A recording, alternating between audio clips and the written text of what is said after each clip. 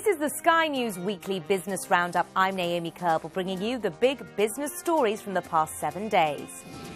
Nuclear warning as the green light is given for a new reactor, but at what cost? Stocks rocked over fears of Ebola and concerns the economic recovery is faltering. And coming up, the Greenpeace video that prompted Lego to end a deal with the oil giant Shell. Brussels has given the go-ahead for Britain's first nuclear energy plant in a generation. But there are warnings the project could cost a lot more than the £16 billion estimated. The facility, to be built by EDF Energy on Hinkley Point in Somerset, is part of the coalition's plan to move away from fossil fuels towards low-carbon power. It will represent 7% of the total electricity consumed in Great Britain. It will represent a major new low-carbon investment as part of this low-carbon economy that we want to build in this country. Sticking with energy, the price of Brent crude sank to a 4-year low this week. Just a year ago, it was trading at over $111 a barrel. Now it's below $90.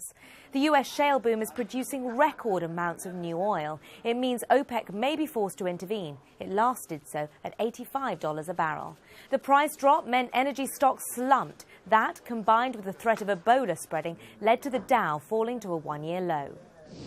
And finally, a video released online and now watched by more than 6 million people has resulted in Lego pulling out of its long-standing multi-million-pound deal with oil giant Shell.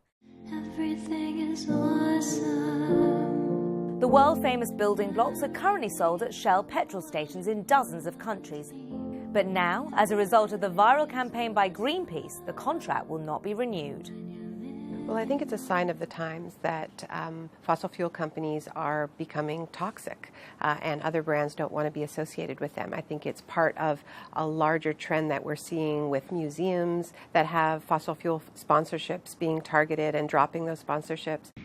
Well, that's it for this week's Business Roundup with me, Naomi Kerbel. For more on those stories and more, check out skynews.com or the Sky News for iPad app. And do get in touch via Twitter. I'm at SkyNKTweets and the team is at Sky News Biz.